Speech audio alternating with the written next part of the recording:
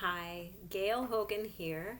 I am the founder of Purpose in Motion Coaching, and my mission and passion is to help people who are stuck in an important area of their lives or feeling unfulfilled, flat, to find purpose and meaning again. And some of you who've been following these videos know that I went through cancer treatment beginning in 2020, January 2020. And my story appears in this little book called Short, Sweet, and Sacred. It's a compilation of 59 stories from 59 people who, like me, faced a big challenge and were able to find a way to overcome that challenge and to enrich their lives through the challenge. And I wanted to just read the story to you. That's what I'm going to do here today. So the title of my story is called Ask a Different Question. So we begin in the doctor's office. Grasping Mike's hand, dread constricting my body, I force myself to look at my doctor. She focuses her full attention on us. Her eyes tear up. The biopsy shows that you have, words I can't understand, carcinoma, breast cancer. Mike and I clutch each other's hands more tightly, seeking comfort. We are terrified. In the days after my diagnosis, my mind spins in disbelief and confusion. I find myself wondering, what am I doing wrong? This past year and a half, my art has been featured in 5 different art shows and 2 craft fairs.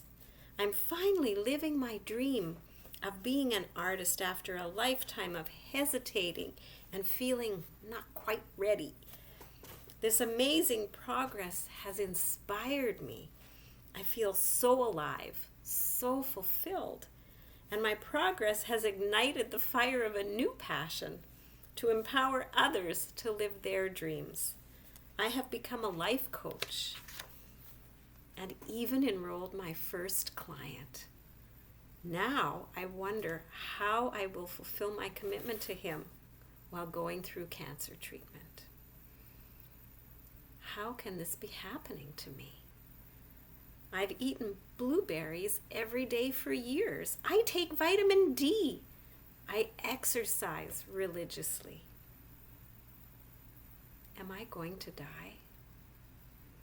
Spinning with fear and confusion, I bring these questions to my coach. What am I doing wrong? I ask her. I'm frantic, trying to understand. She listens, and then she gives me some of the best advice I have ever received. First of all, she suggests, ask a different question. Like what, I wonder, confused. Start asking what you would love, she advises. Desperate to make sense of this nightmare, I ask myself, what would I love? The answers float into my mind. I would love to be in vibrant health. I would love to live through this experience. I'd love to live near both my beautiful daughters and be involved and important in the lives of my grandchildren. I would love for Mike and me to own a cottage on a lake. It would be amazing to take my grandchildren paddling in my kayak. I'd love to have art shows in galleries and sell my paintings to art lovers and tourists. I'd love to coach people and help empower them to live their dreams. I would love to live. My coach offers me advice. Lean into gratitude, she suggests. This seems very challenging right now. Really? I know you're not grateful that you have cancer, but look around your life and find things you are grateful for. Write them down every day. I do. Before long, I have filled a whole notebook. I begin to realize that there really is an abundance of good in my life. So many things bring me joy and comfort. I am grateful. Her last words of advice are, look for the gifts and the learning. This idea seems impossible, but I keep asking for the gift to show itself.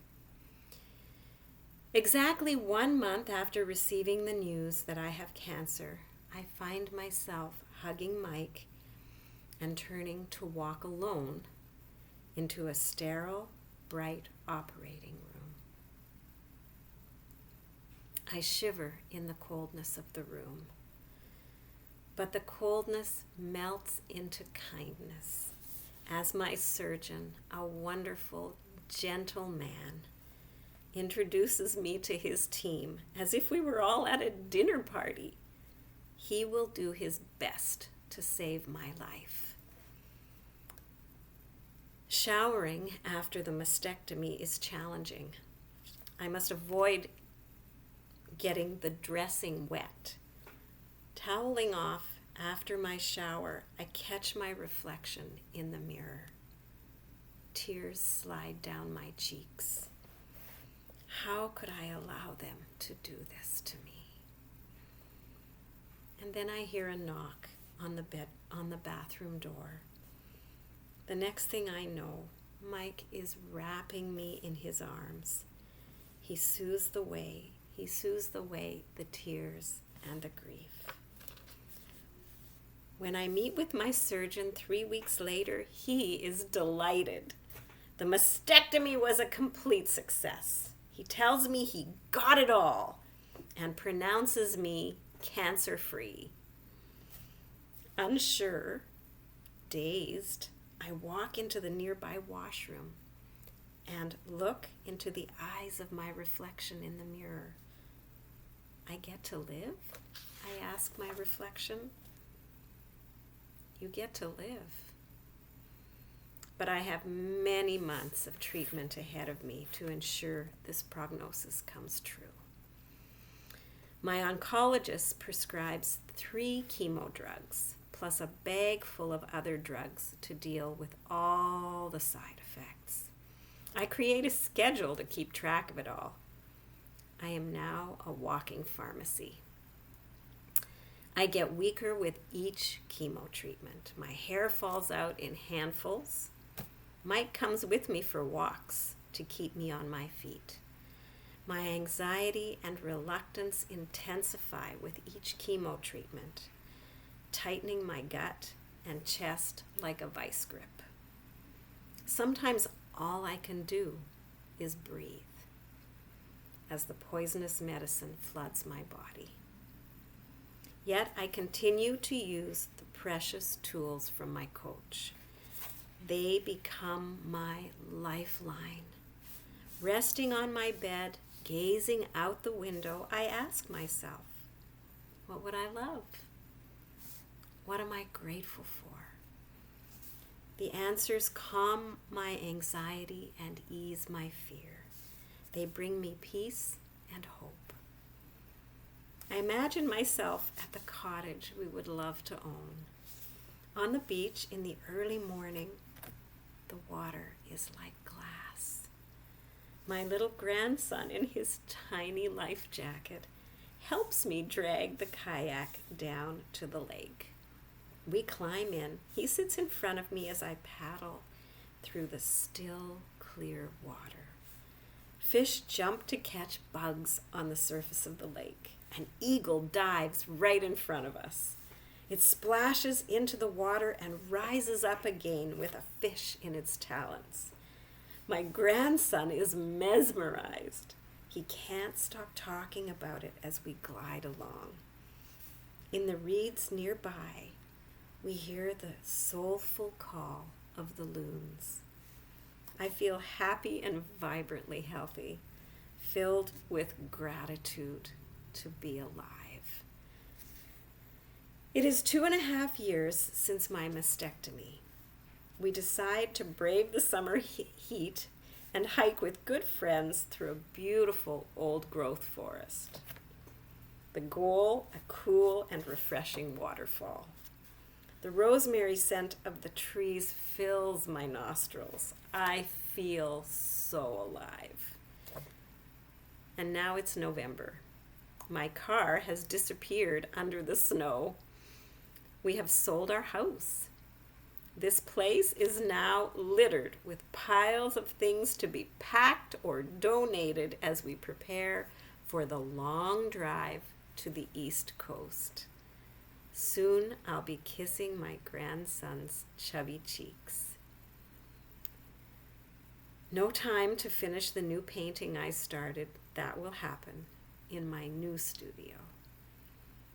We will start cottage hunting in the spring. This is truly living. I love my life. And that's my story. I hope that helps, and I hope that it gives inspiration to anyone who might need it. Thank you, and have a wonderful day.